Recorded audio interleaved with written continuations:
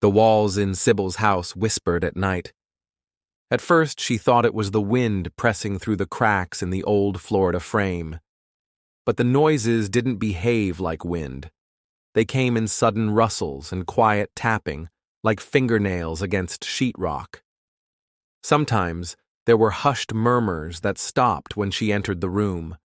Other times, it sounded like breathing, slow, deliberate, and close.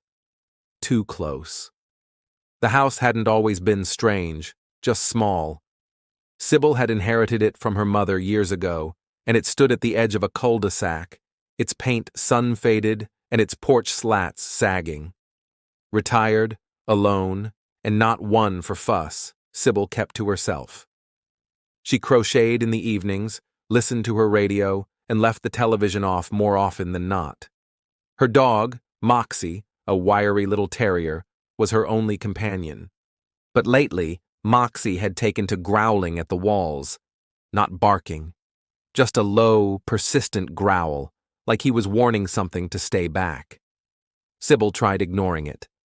Then, one night in early November, she heard a clatter behind the wall in the kitchen. It sounded like something had fallen, something heavy. She froze mid-step. No one else was supposed to be in the house. Sybil pressed her ear to the drywall, heart pounding. Silence. But then, faintly, a scuffle, like someone shifting on the other side. She backed away slowly and called the police. When they arrived, she tried to explain what she'd heard. They did a quick sweep, checked the locks, and told her it was probably a raccoon or possum in the crawl space. But Sybil had lived in that house for 40 years. She knew what animal sounds were, and this wasn't one. The story starts months earlier, just a few blocks away. In the spring of 1993, a 16-year-old girl named Teresa Noor moved in with her father after a falling out with her mother. She was quiet, lanky, and kept her dark hair tucked into a hoodie even in the heat. Neighbors remembered seeing her walking the sidewalks at dusk, head down, always alone. No one knew what she was running from. Within weeks, she disappeared. Her father told police she'd run away. The file was opened, then quickly filed under voluntary absence. After all, Teresa had no criminal record, no signs of foul play, and teenage girls ran off all the time. That's what the officer wrote in his notes. What no one realized was that Teresa had never left the neighborhood. She was still there, inside the walls. Sybil didn't know the name Teresa Noor, but she began locking her bedroom door at night even though she lived alone. She moved a lamp into the hallway and left it on overnight. And she started hearing music. Just fragments, like an old cassette tape playing behind the walls. Songs from the early 90s, Nirvana, Pearl Jam, then static, then silence again. One night, Sybil woke to the sound of footsteps in the attic. Not the slow scuttling of rodents, but human steps, measured and deliberate. Moxie growled at the ceiling, teeth bared. Sybil grabbed the flashlight and climbed the narrow stairs, her pulse thudding in her ears. The attic was empty. Dust, boxes, cobwebs. But then she saw it. A small hole in the drywall, just big enough for a person to fit through. It led to a void between the attic wall and the house's outer structure, a narrow cavity no more than 2 feet wide. She backed down the stairs without looking in. The next morning, she called pest control. When they came, she described scratching, movement in the walls, and asked if maybe a raccoon had burrowed inside the insulation. The man was polite, took a look, and said there were no signs of infestation. But before he left, he paused near the hallway and said something strange. "Ma'am," he said quietly, "does anyone else live here with you?" Sybil stared at him. "Number Y." He glanced toward the wall again. "Just thought I heard... Never mind. Probably just echo." But it wasn't an echo.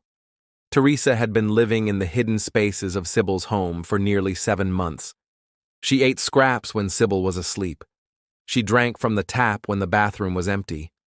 She waited in the gaps behind the drywall, using a flashlight wrapped in cloth to avoid detection. And she listened, to the radio, to the television, to the old woman's breathing at night. It had started as a dare. After her fight with her mother, Teresa had stormed off. She didn't want to live with her dad. She didn't want to be anywhere. She wandered for hours until she saw the house. It looked empty. She slipped around back, checked the crawl space, and found a rusted access panel leading into the basement. From there, she climbed into the walls. It was supposed to be a place to crash for a night or two, but when she realized how easy it was to stay hidden, she stopped leaving. Teresa brought books, snacks, batteries. She'd sneak out through the basement and raid dumpsters for food. She stashed items in the wall voids: blankets, a Walkman, magazines, a small diary. She even carved a hole behind a bathroom cabinet to spy into the room. She was curious, lonely, and a little unwell. But then something changed. She began to believe the house was hers. She listened to Sybil speak aloud to Moxie, imagined conversations with her, copied her routines. She mimicked Sybil's walk, her voice, her scent. Teresa believed that if she stayed long enough, she would become part of the house, that it would accept her. But she couldn't stay hidden forever. One morning, Sybil left to visit her sister across town. She was gone for 4 hours. When she returned, she noticed things slightly out of place. The tea kettle was warm, the bathroom mirror fogged, a spoon in the sink she hadn't used. That night, she left a piece of tape on the edge of the hallway closet door. In the morning, it was peeled back. Sybil called the police again, her voice shaking. She told them someone was in her house, not an animal, a person. A detective arrived this time and did a full walkthrough. Found nothing. But when he opened the attic crawl space and shined his flashlight into the void, something caught his eye. A shoe, just the tip of it, tucked into the corner behind the insulation. He pushed further in and saw a nest. Blankets, food wrappers, a radio, and a notebook. He called for backup. They searched the walls, the attic voids, the crawl spaces. Finally, in a narrow cavity behind the bathroom wall, they found Teresa. She was curled into herself, trembling, her eyes wild with exhaustion and fear. She hadn't spoken to anyone in weeks. Her fingers were stained with ink, her face pale. She weighed less than 90 pounds. When they pulled her out, she didn't resist. She whispered, "I thought I lived here." Police were baffled, so was Sybil. News spread quickly. A girl had been living in her walls. People joked about it, called it a Florida story, made headlines out of it. But for Teresa, it wasn't funny. It was survival. She had slipped through the cracks of her family, of the system, of reality. Her diary told more. Entries scrawled over months revealed a descent into delusion.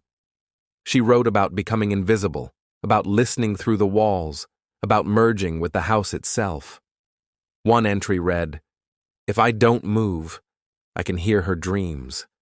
Another simply said, "This is my home now. She just doesn't know it yet." Teresa was hospitalized and later placed into care.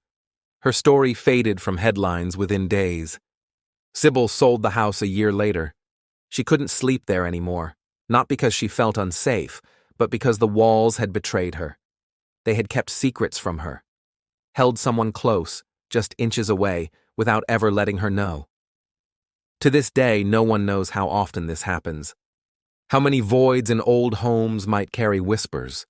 How many people might be listening from the other side? Thank you for listening to The Lantern's Tale. If you enjoyed this true story, join us next time, if you dare.